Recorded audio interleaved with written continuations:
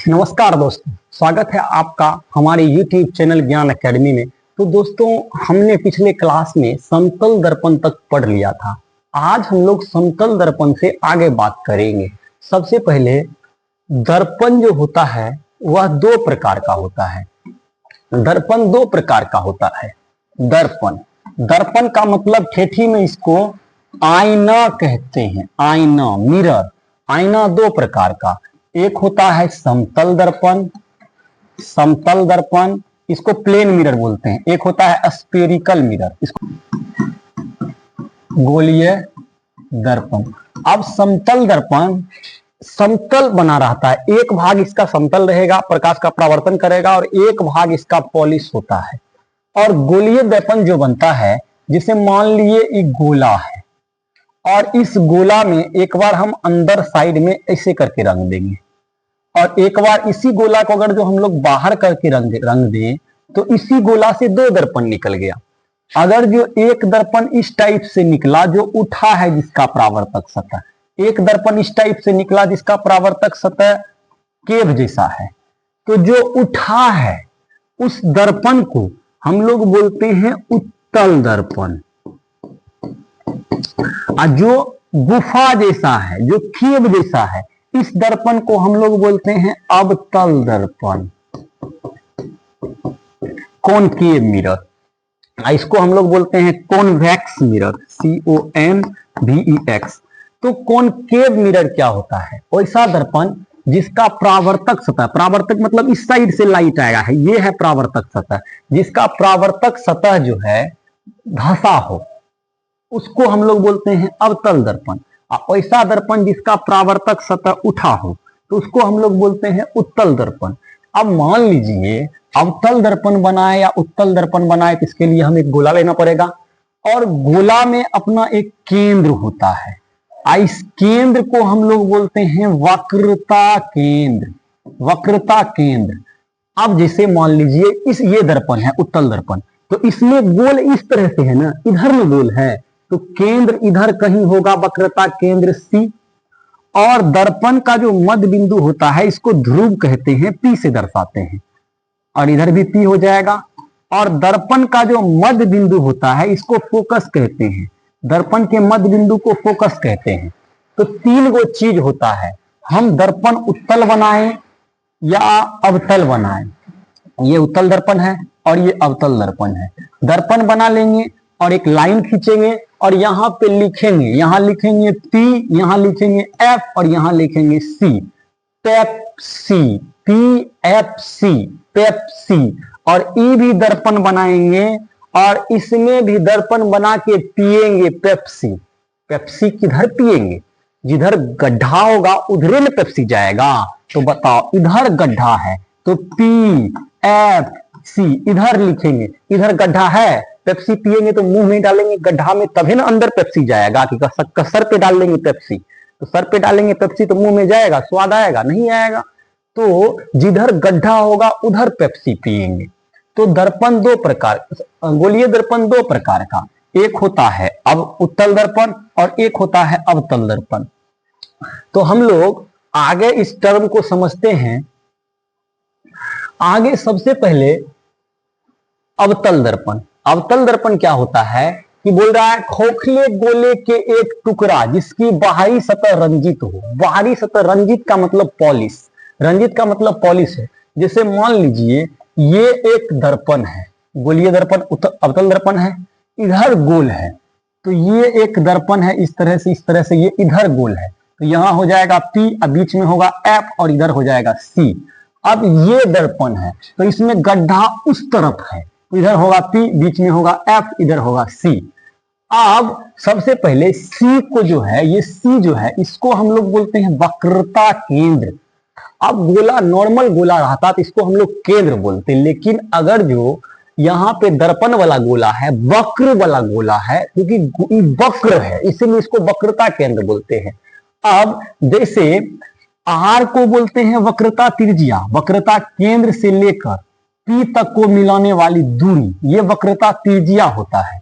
अब जैसे ये दर्पण बना है, ये दर्पण बना है, और इस दर्पण में हम लोग अगर जो काम करना चाहें तो ये दर्पण में अगर जो देख रहे हैं हम लोग, तो सबसे पहले ये इसको बढ़िया से देखिए, थोड़ा सा देखिए, ये दर्पण है, अवतल दर्पण है, ये अवतल दर्पण है, यहां से ये इसका ध्रुव हो गया, ये अवतल दर्पण का ध्रुव है, इसको हम लोग P से दर्शाते हैं, P से। अब ये जो है अवतल दर्पण का केंद्र है, इसको वक्रता केंद्र C से दर्शाते हैं, और C और P के मध्य बिंदु को हम लोग फोकस बोलते हैं, इसको F से दर्शाते हैं। और फोकस से लेके ये P तक का जो दूरी होता है, देखिए अभी आएगा, ये फोकल लेंथ है, फोकल लेंथ। और C से लेकर P तक का जो दूरी है, इसको वक्रता त्रिज्या हम लोग R कहते हैं।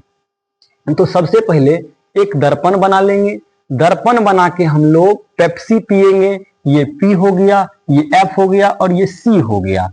और F से लेकर P तक को मिलाने वाली रेखा को हम लोग बोलते हैं फोकस दूरी, फोकस दूरी। और P से लेकर C तक को मिलाने वाली रेखा को हम लोग वक्रता त्रिज्या, वक्रता त्रिज्या कहते हैं, और इसको कैपिटल R से दर्शाते हैं, कैपिटल R से। तो सबसे पहले तो इसमें आया है अवतल दर्पण। अवतल दर्पण क्या होता है? जो गुफा के जैसा धंसा रहे, जिसका प्रावर्तक सतह अंदर के तरफ धंसा रहे, अवतल दर्पण।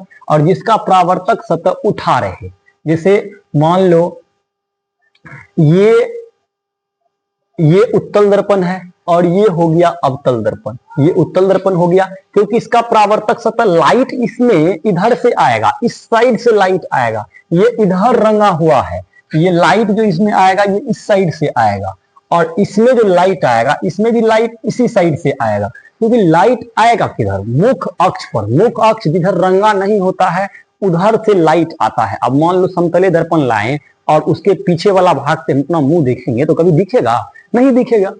तो हम लोग आगे आते हैं, तो वक्रता ध्रुव क्या होता है? गोलीय दर्पण के मध्य बिंदु को, बीच में जो रहता है मध्य बिंदु को ध्रुव कहते हैं। वक्रता केंद्र, गोलीय दर्पण जिस गोले का भाग होता है उसके केंद्र को हम लोग वक्रता केंद्र कहते हैं। गोलीय दर्पण का मध्य बिंदु को दर्पण का ध्रुव कहते हैं, ये बीच वाला बिंदु है इसको ध्रुव कहते हैं। वक्रता केंद्र, गोलीय दर्पण के केंद्र को हम लोग वक्रता केंद्र कहते हैं। वक्रता त्रिज्या, केंद्र से लेकर सेंटर ऑफ कर्वेचर तक की दूरी को, C से लेकर P तक की दूरी को वक्रता त्रिज्या कहते हैं, और इसको कैपिटल R से सूचित करते हैं। प्रधान अक्ष या मुख अक्ष, गोलीय दर्पण के ध्रुव और वक्रता केंद्र को मिलाने वाली रेखा को, गोलीय दर्पण का ध्रुव P ये है, वक्रता केंद्र ये C है, और इसको रेखा एक मिला देंगे तो ये ध्रुव कहलाएगा। ये जो X और Y लिखा है ये गोलीय दर्पण का प्रधान अक्ष और मुख अक्ष है या मुख्य अक्ष है, क्योंकि ये C और P से लेकर जो रेखा गुजरता है उसको प्रधान अक्ष या मुख अक्ष कहते हैं। गोलीय दर्पण का फोकस, गोलीय दर्पण का फोकस क्या होता है? तो बोल रहा है अवतल दर्पण का फोकस।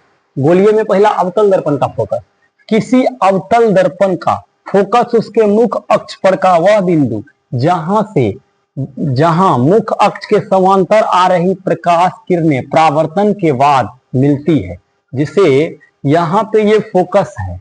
और अगर जो यहां से पैरेलल रे हम लोग ले जाएं, पैरेलल रे ले जाएं, यहां से अगर जो पैरेलल रे यहां जाएगा और इधर से जाएगा, यहां से भी एक पैरेलल ले जाएगा तो ये इधर से कट जाएगा, तो यहां पे ये दोनों रे मिला, तो ये बिंदु जो है ये अवतल दर्पण का फोकस होगा। अवतल दर्पण का फोकस किसको कहते हैं? कि मुख अक्ष के समांतर आ रही प्रकाश की किरणें दर्पण से टकराने के बाद जिस बिंदु पर मिलती है उसे हम लोग अवतल दर्पण का मुख फोकस कहते हैं। अवतल दर्पण का मुख फोकस का डिफिनेशन एक बार और अच्छा से, कि मुख अक्ष के समांतर आ रही प्रकाश की किरणें दर्पण से परावर्तन के बाद जिस बिंदु पर मिलती है इस बिंदु को अवतल दर्पण का फोकस कहते हैं। अब उसी टाइप से आता है उत्तल दर्पण का फोकस, तो उत्तल दर्पण का फोकस उसी टाइप से आता है। तो उत्तल दर्पण का फोकस क्या होता है? कि किसी उत्तल दर्पण का फोकस उसके मुख अक्ष पर का वह बिंदु है जहां से मुख्य अक्ष के समांतर आ रही प्रकाश की किरणें परावर्तन के बाद आती हुई प्रतीत होती है। जैसे मुख्य अक्ष के समांतर ये प्रकाश का किरणें आ रहा है, लेकिन ये परावर्तन के बाद अलग अलग दिशा में चल जाएगा। कैसे अलग अलग दिशा में चल जाएगा, तो अभी हम आपको दिखाते हैं।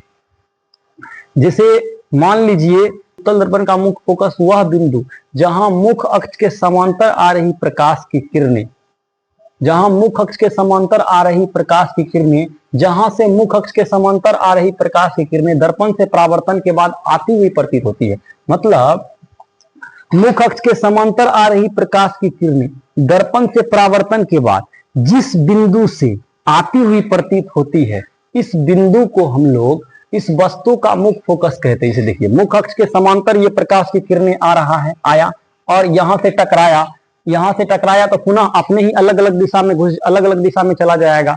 लेकिन अगर जो हम इसको पीछे बढ़ाएंगे तो हमको पता चलेगा कि यह जो है बिंदु, यह लाइट जो है जो मुख्य अक्ष के समांतर इस तरह से आ रही है। जैसे मान लो मुख्य अक्ष के समांतर आया, अब ये अलग अलग दिशा में फैल जाएगा।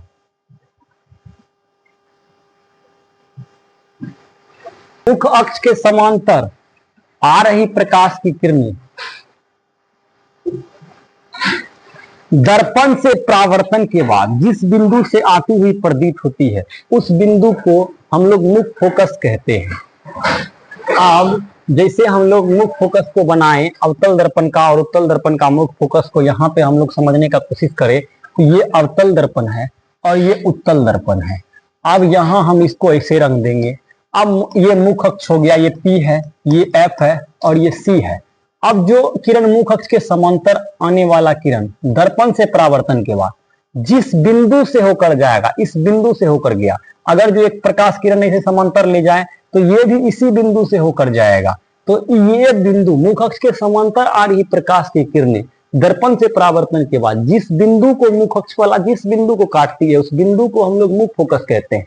जैसे मान लो ये अवतल दर्पण है कि मुख्य ये P हो जाएगा, ये F हो जाएगा और ये C हो जाएगा। तो मुख्य अक्ष के समांतर जो प्रकाश किरण आएगा तो टकरा के इधर चला जाएगा, और मुख्य अक्ष के समांतर ये भी किरण आएगा तो टकरा के ये इस साइड आ जाएगा। लेकिन अगर जो हम इस दोनों किरण को मिलाएंगे तो हमको ऐसा लगेगा कि ये दोनों किरण फोकस से आ रहा है, जो सच्चाई नहीं है। सच्चाई है ये दोनों किरण अनंत से आ रहा है, लेकिन मिलाने के बाद ये दोनों किरण ऐसा लगेगा कि फोकस से आ रहा है। इसीलिए इस बिंदु को हम लोग मुख्य फोकस कहते हैं। तो अवतल दर्पण और उत्तल दर्पण का मुख्य फोकस क्या होता है? तो अवतल दर्पण का मुख्य फोकस मुख्य अक्ष के समांतर आ रही प्रकाश की किरणें मुख्य अक्ष दर्पण से परावर्तन के बाद मुख्य अक्ष को जहां भी काटती है, उस बिंदु को हम लोग अवतल दर्पण का फोकस कहते हैं। अवतल दर्पण का फोकस कहते हैं। और मुख्य अक्ष के समांतर आ रही प्रकाश की किरणें दर्पण से परावर्तन के बाद जिस बिंदु से आती हुई प्रतीत होती है, इस बिंदु को हम लोग उत्तल दर्पण का फोकस कहते हैं। अब आता है फोकस दूरी। फोकस दूरी क्या होता है कि जैसे अब ये दर्पण है, दर्पण में P लिखे, F लिखे और C लिखे, P लिखे, F लिखे और C लिखे, तो फोकस दूरी ध्रुव से लेकर फोकस के बीच की दूरी को फोकस दूरी कहते हैं। जैसे मान लीजिए ये ध्रुव है, ध्रुव से लेकर F को मिलाने वाली रेखा को हम लोग फोकस दूरी कहते हैं। वस्तु का दूरी, वस्तु से लेकर ध्रुव के बीच की दूरी को वस्तु का दूरी कहते हैं। ये वस्तु यहाँ पे खड़ा है और ध्रुव यहाँ है। P से लेकर इस वस्तु तक के दूरी को हम लोग वस्तु दूरी कहते हैं। इसको U से दर्शाया जाता है, प्रतिबिंब का दूरी। अब मान लीजिए वस्तु का फोटो यहाँ बना है, तो P से लेकर इस वस्तु के प्रतिबिंब तक के दूरी को हम लोग प्रतिबिंब दूरी कहते हैं। मतलब P से लेकर ये फोटो जहां तक बना, इस दूरी को हम लोग प्रतिबिंब की दूरी कहते हैं। प्रतिबिंब की दूरी को V से दर्शाते हैं, और हम लोग जो है फोकस दूरी को स्मॉल f से दर्शाते हैं, और वस्तु की दूरी को हम लोग U से दर्शाते हैं। तो इसमें हम लोग ने तीन टर्म समझा। एक फोकस दूरी, P से लेकर F तक की दूरी को फोकस दूरी स्मॉल f से दर्शाते हैं। वस्तु का दूरी, P से लेकर वस्तु जहां पे रखेंगे उसकी दूरी को हम लोग वस्तु की दूरी कहते हैं, U से दर्शाते हैं। और प्रतिबिंब का दूरी, फोटो जहां बनेगा वहां से लेकर वस्तु की दूरी को हम लोग प्रतिबिंब का दूरी कहते हैं। तो इसके अलावा हम लोग आते हैं तो गोलीय दर्पण की फोकस दूरी और वक्रता त्रिज्या में संबंध। गोलीय दर्पण की फोकस दूरी और वक्रता त्रिज्या में क्या संबंध होता है? फोकस दूरी जो होता है वक्रता त्रिज्या का आधा होता है, और यही संबंध को हमको दर्शाना है। तो हम लोगों ने क्या किया, जिसे सिद्ध कीजिए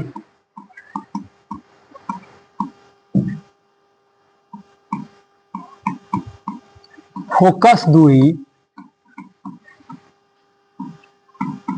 वक्रता त्रिज्या का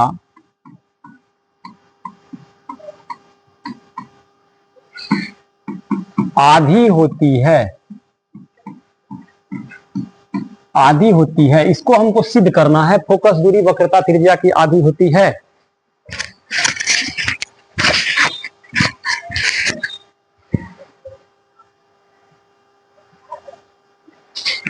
सबसे पहले हम एक अवतल दर्पण बना लेते हैं। यहाँ पे एक अवतल दर्पण बनाएं, और अवतल दर्पण बना के वही लिखेंगे P, यहां लिखेंगे F और यहां लिखेंगे C।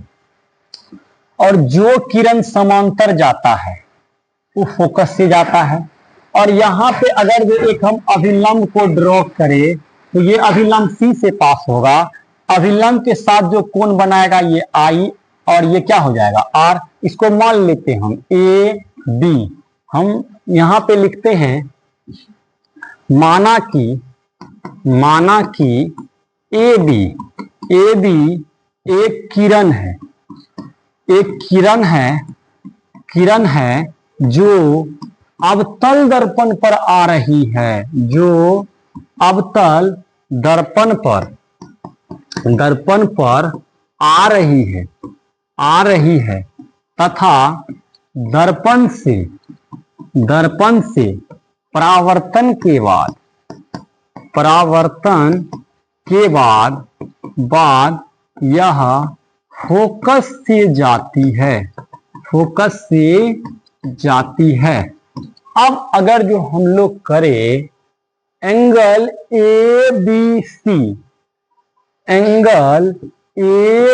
ABC बराबर हो जाएगा एंगल BCF बराबर BCF, ये हो जाएगा एकांतर कोण। अब ये एंगल I, तो ये भी एंगल हो जाएगा I। अब अगर जो हम लोग करेंगे एंगल ABC, फिर से करते हैं, एंगल ABC बराबर हो जाएगा एंगल ABC बराबर हो जाएगा CBF बराबर एंगल CBF के, ये हो जाएगा परावर्तन के नियम से I बराबर R। अगर जो ये कोण ई कोण के बराबर, तो ये दोनों भुज, ये त्रिभुज जो है समद्विबाहु त्रिभुज हो जाएगा। तो हम लिख सकते हैं त्रिभुज FCB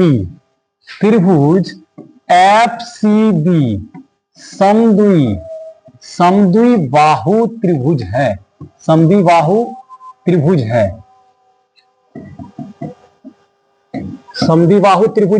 और समद्विबाहु त्रिभुज का दो भुजा बराबर होता है। यहां हो जाएगा BF बराबर CF। अब अगर जो दर्पण का द्वारक छोटा हो, यदि दर्पण का द्वारक छोटा हो, दर्पण का द्वारक अगर जो छोटा हो, मोटाई दर्पण का कम हो, दर्पण का मोटाई कम हो, तो BF बराबर होता है PF का। BF बराबर मतलब ये भुजा, अगर जो ये भुजा के बराबर हो गया तो हम लोग PC निकालना चाहते हैं, P से लेकर C तक की दूरी, तो उसको क्या लिख सकते हैं, PF प्लस CF लिख सकते हैं, PF प्लस CF। PC को हम लोग R कहते हैं, R।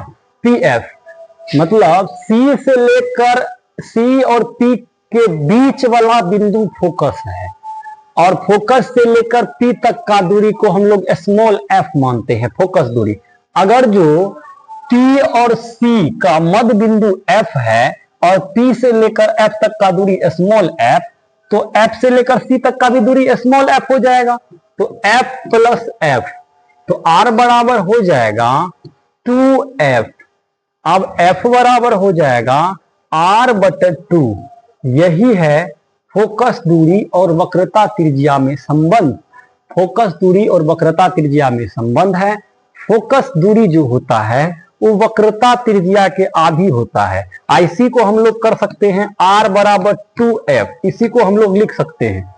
तो फोकस दूरी वक्रता त्रिज्या का आधी होता है या वक्रता त्रिज्या फोकस दूरी का दुगुना होता है। हम इसमें से कोई बात बोल सकते हैं।